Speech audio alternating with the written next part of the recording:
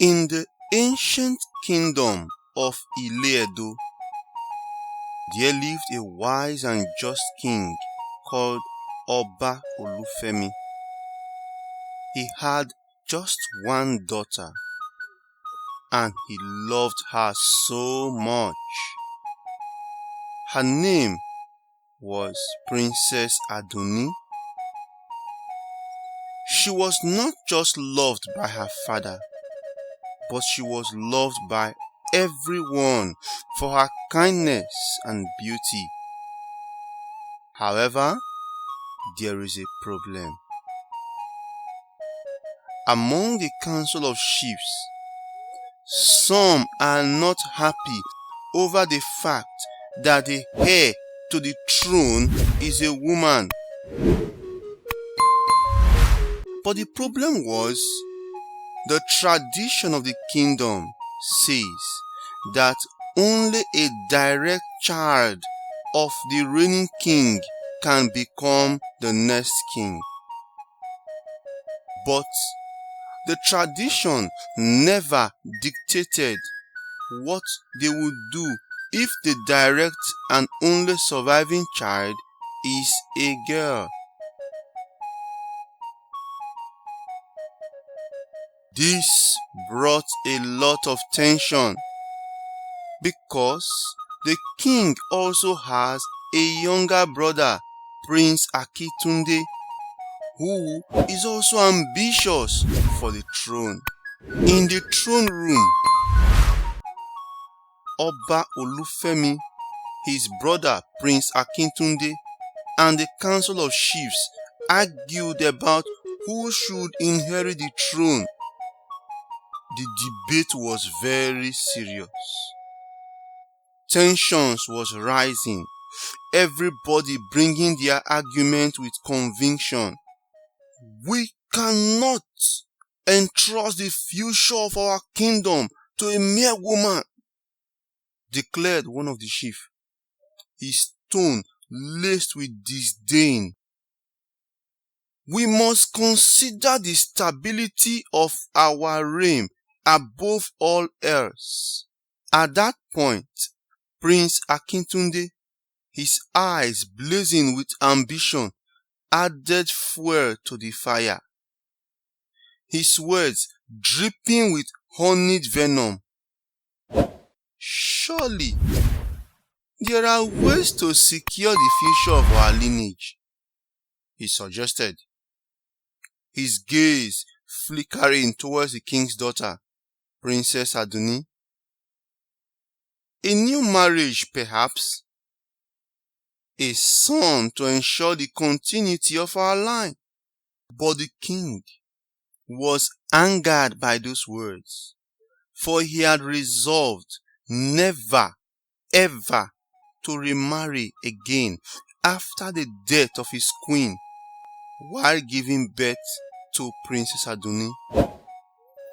To him, he believes that remarrying would be a betrayal of the memory of his beloved wife and a betrayal of his love for Princess Aduni.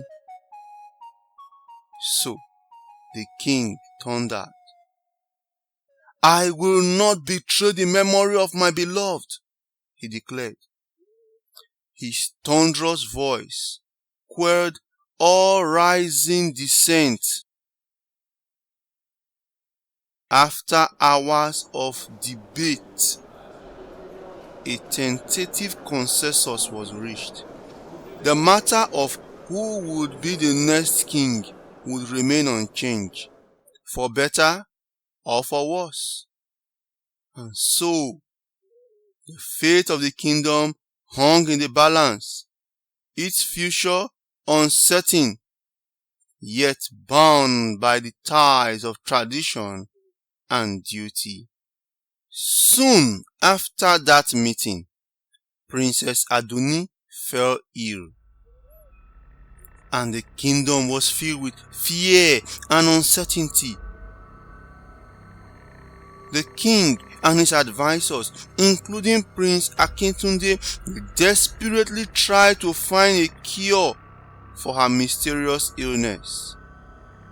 All of the medicine men in the whole kingdom were summoned.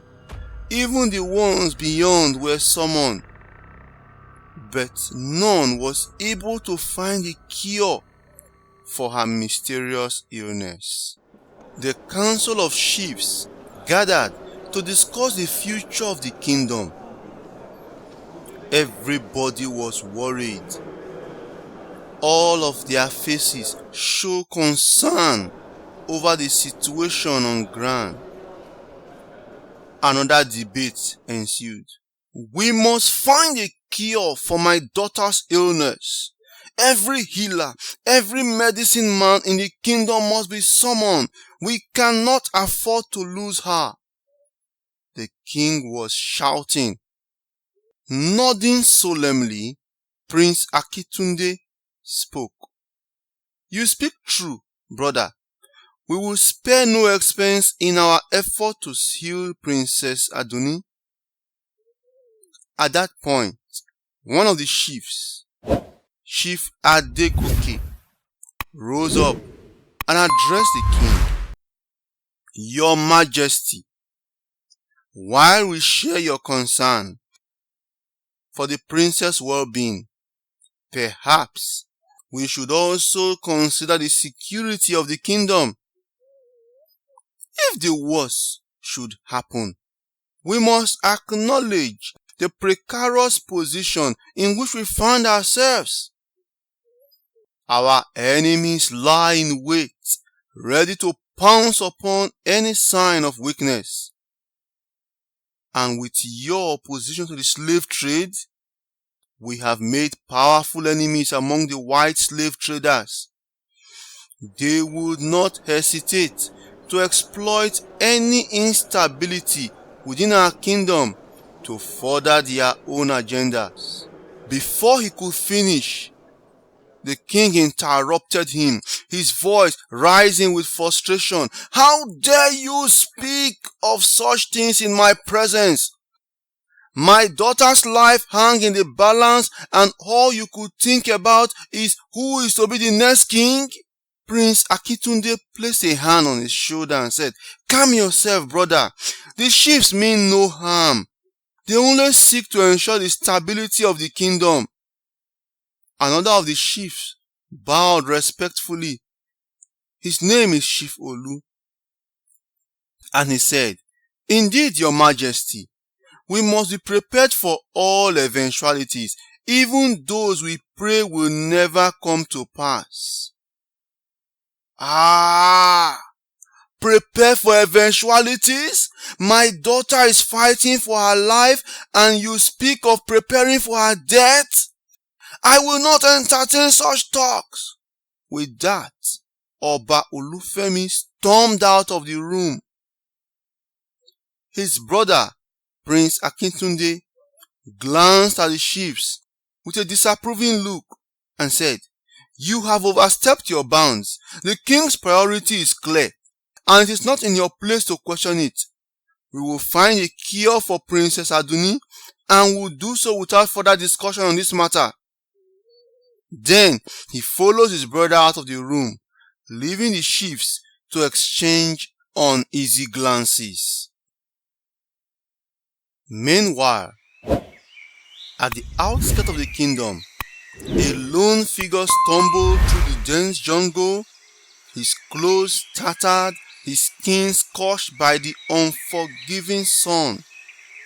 Mr. Johnson Smith, a weary traveler from a distant land.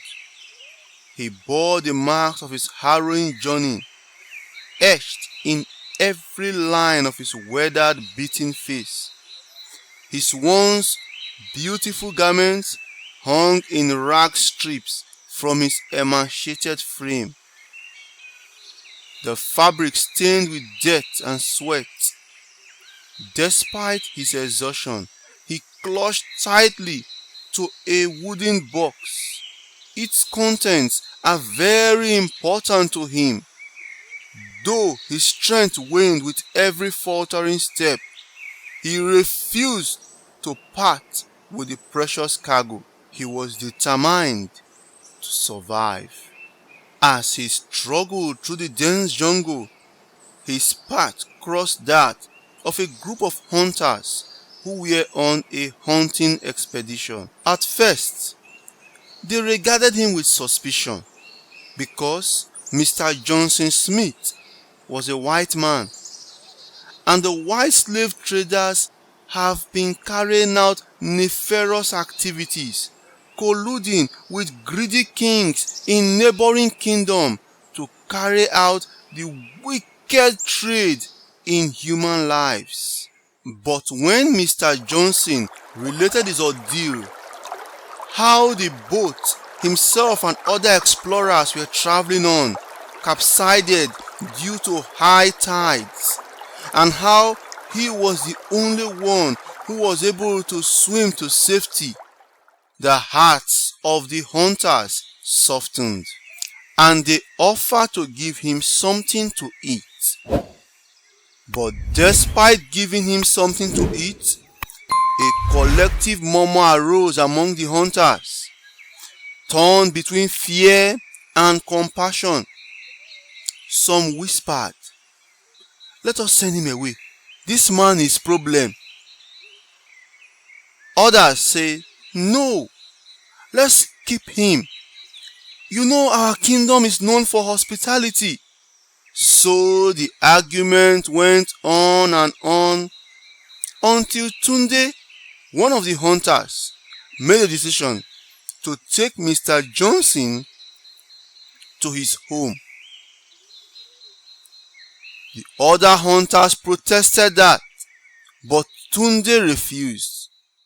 He took Mr. Johnson home, where he and his wife, Ifeoluwa, tended to his wounds with gentle hands and soothing words. Through their selfless act of kindness, a bond was formed between the weary traveler and his newfound benefactors, bridging the divide between worlds and kindling hope in the most unlikely of places. Words reached King Olufemi that there is a white man in the kingdom, a stranger.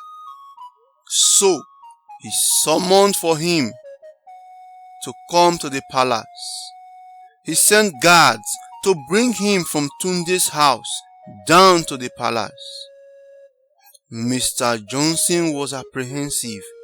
He never knew what would happen to him. But to his surprise, when he got to the palace, the king welcomed him warmly, ordering for a feast of food and delicacies and wine. The king started asking Mr. Johnson so many questions about his travels. The both of them immediately formed a bond of friendship. But not everyone was happy with this king's decision to welcome Mr. Johnson. Some of the chiefs, led by Chief Adegoke, feared that this stranger might be trouble for the kingdom. They insisted that he might be a spy, that maybe the white slave traders have sent him to come and see the things in the kingdom and look for their weaknesses. Some even argued that he should be killed. But the king insisted on showing kindness to Mr. Johnson. He said, "If we are to harm this man, then we have become exactly what we hate. It is the right thing to do. We never know what the future would bring." As days turned into weeks, Mr. Johnson began to gain the respect of some of those in the palace. But still, jealousy and suspicion grew among others who have hidden agenda. While the king's court was dealing with these issues of Mr. Johnson, if he should be in the palace or he should not be, the health of the princess was worsening, causing more worry among her beloved ones. The king was so desperate to look for a cure. One night, the king, out of desperation, sought the help of Mr. Johnson. With a heavy heart and a flicker of hope, he approached Mr. Johnson in the dark of night, addressing him as stranger from the other side of the ocean. In a tone tinged with urgency, he said, "I come to you in my hour of greatest need." The king began, his voice laced with a mixture of desperation and determination. "My daughter, Princess Aduni, lies gravely ill, and all our efforts to heal her have been in vain. If there is anything you can do, I beseech you, good sir, to lend us your aid." Mr. Johnson's expression softened, his eyes betraying a flicker of recognition at the king's plea. "Your Majesty," he replied, his voice calm and measured, "I am not a man of magic or miracles, but I am a physician by trade in my homeland. If it is within my power to ease the suffering of your daughter, I swear by all that I hold so dear to do so." And with that solemn oath, the fate of the princess now rests on the hands of an unlikely savior. Immediately, the king, with a sense of urgency, led Mr. Johnson to the chamber where the Princess Aduni lies, a fragile form consumed by the shadow of illness, as life's tenuous grasp slipped through her hands. Mr. Johnson immediately embarked on a meticulous examination, his skilled hands moving with purpose as he assessed her condition. The king was just watching with heavy heart and apprehension. He was watching in silence, his eyes searching for a glimmer of hope amidst the darkness that threatened to engulf them. After what seemed like eternity, Mr. Johnson rose from his examination. His expression was grave yet determined. With a solemn nod, he motioned for the king to join him outside the chamber, away from the prying eyes of onlookers. "Your Majesty," he began, his voice low yet resolute, "the princess has been poisoned." "What? Poison?" Those words was as if a blow to the king's heart. With dread in his heart, the king could not absorb the words that Mr. Johnson was saying. A silent and insidious killer lurking within the palace walls? The king's mind raced with a flurry of suspicion, face of courtiers and rivals flickering through his thoughts like shadows in the night. Yet, amidst the chaos of his mind, one question burned brighter than all the others. Could they save her? Turning to the white man, whom he still regarded as the stranger from across the ocean, the king's voice trembled with a mix of desperation and hope. Is there anything we can do to save her life?" he stammered.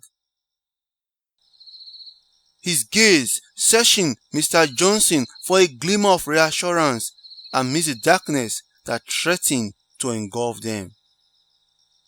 With a solemn nod, Mr. Johnson assured the king that he would do everything within his power to save the princess. However, he urged the king to maintain a low profile regarding the poison issue, emphasizing the importance of discretion in their delicate situation. "Your Majesty," Mr. Johnson began, his voice grave yet resolute, "we must tread carefully. If word of the poisoning were to spread, it could spark panic and unrest within the kingdom. Just let me work discreetly, and together we will strive to heal your daughter and uncover the truth behind this treacherous act." The king, though torn by the weight of secrecy, nodded in agreement, placing his trust in Johnson's expertise and resolve. With determination, Mr. Johnson searched for a cure, using his knowledge of medicine and ancient remedies. After days of hard work, Mr. Johnson created a potion, a medicine, which he gave to the princess. Gradually, as days went by, she began to recover, bringing relief to the kingdom. But despite the joy of her recovery, suspicion arose about how she got sick in the first place. Who poisoned her? In an attempt to find the truth, the king questioned Princess Aduni as to events that took place before she fell ill. To his shock and surprise, the princess told him that the last thing she could remember was a fruit that Prince Akintunde gave to her to eat. And after eating that fruit, she could not describe what happened to her anymore. "Prince Akintunde gave you a fruit? That means what Mr. Johnson said is true. She was poisoned." With that, the king summoned a meeting of the Council of Chiefs, with the princess and Prince Akintunde present in the meeting. There, the king and the Council of Chiefs listened with a heavy heart as the princess recounted how Prince Akintunde gave her fruit to eat, and that was the last thing she could remember before her health began to deteriorate. As accusations swirled around him, Prince Akintunde stood tall, his voice ringing out in protest. "I swear by the gods, I would never harm my beloved niece," he declared, his eyes flashing with indignation. "I have always cherished Princess Aduni and would do nothing to harm her. I would do anything to see her well-being assured." Despite his impassioned plea, the odds were stacked against him, for he was the last person to have given the princess something to eat before she fell ill. Chief Adegoke, his face etched with suspicion, raised his voice above the clamor. "Keep quiet! Intent is clear, Your Majesty," he proclaimed, his gaze fixed on the prince. "As third in line to the throne, you, Prince Akintunde, stand to gain the most from the princess' death." The king was torn between anguish and fury. He struggled to make sense of the whole turmoil engulfing his kingdom. In the end, there was a sharp divide among the council of chiefs. Some say he should be tried and executed for treason immediately. Others say no. Further investigation is needed. He should be remanded in prison until this matter is investigated thoroughly. After a heated debate, a decision was reached. Akintunde will be remanded in prison pending further inquiry into the matter. With a heavy heart, the king gave the order, and the guards swiftly moved on to carry on their duty, dragging Akintunde away as the echoes of his protest faded into the distance. Later in the evening, as the sun dipped below the horizon, casting long shadows over the palace ground, a young man hurried through the bustling streets, clutching a piece of paper tightly in his hand. With each step, his heart pounded with urgency, spurred on by the weight of the message he carried. Arriving at a humble hut nestled within the dense forest, he handed the paper to a stern-faced man who awaited him inside the hut. The man disappeared into the depths of the hut, where another figure, the leader, awaited in the shadows. "Any news?" he said. His voice cut through the silence. His eyes blazed with anticipation.